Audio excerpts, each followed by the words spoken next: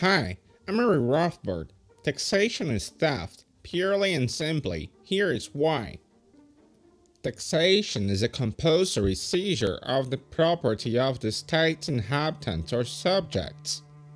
Like the robber, the state demands money at the equivalent of a gunpoint, and if the taxpayer refuses to pay, his assets are seized by force, and if he tries to resist, if he tries to protect his property, he will be arrested or shot if he tries to resist the arrest. The appropriation of someone else's property without his consent is theft. If people are not paying their taxes voluntarily, then taxation is theft. Some state minions say that taxation is really voluntary, but one simple and instructive refutation of this claim is to ask, what would happen if the government abolished taxation and turned to requests for voluntary contributions? Does anyone really believe that anything comparable to the huge revenues of the state would continue to pour in its coffers? It is considered that in democratic governments, the act of voting makes the government and all its works and powers truly voluntary. There are many fallacies with this popular argument. In the first place, even if the majority of the public specifically endorsed each and every particular act of the government, this would simply be a tyranny of the majority, rather than a voluntary act undergone by every person in the country. Murder is murder, theft is theft, whether undertaken by one man against another or by a group, or even by the majority of the people within a given territorial area. The fact that a majority might support or accept an act of theft does not diminish the criminal essence of the act or its grave injustice. Secondly, in most of our current governments, differently of a direct democracy, people don't vote for specific measures, but for representatives, like a package deal.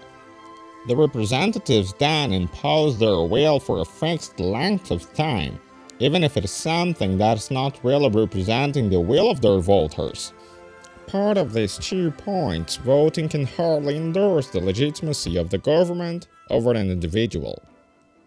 And finally, how is it that taxes are charged on every individual regardless of whether they voted or not, or more particularly, whether they voted for the winning candidate? How can either non-voting or voting for the loser indicate any sort of endorsement of the actions of the elected government? If there is no consent, it doesn't matter what kind of mental gymnastics someone might try to make to prove that taxation is legitimate. It is not. Taxation without consent is theft at a gunpoint. If then taxation is compulsory and is therefore indistinguishable from theft, the state, which subsists on taxation, is a vast criminal organization much more dangerous and successful than any private mafia in history. Taxation should be considered criminal not only according to the theory of crime and property rights, but even according to the common apprehension of mankind, which always considers theft to be a crime. The German sociologist Franz Oppenheimer observed that there are 2 and only 2 ways of attaining wealth in society. A. By production and voluntary exchange with others, the method of the free market, and B. By violent expropriation of wealth produced by others. The first method benefits everyone involved, and the second method is the method of violence and theft, in which the state acts like a parasite, benefiting the looting group or the looting class at the expense of the looted. Oppenheimer termed the first method of obtaining wealth the economic means, and the second one the political means. Oppenheimer then defined the state as the organization of the political means. Only the government obtains its revenue by coercion, by threatening people with heavy penalties if they are not paying their taxes. If most of the public were really convinced of the legitimacy of the state, if they were really convinced that the state is nothing more than a bandit gang, then the state would soon collapse, and it would be considered just like another mafia gang. This is why there is this huge necessity of the government to fund or to employ ideologists to defend the state's rule.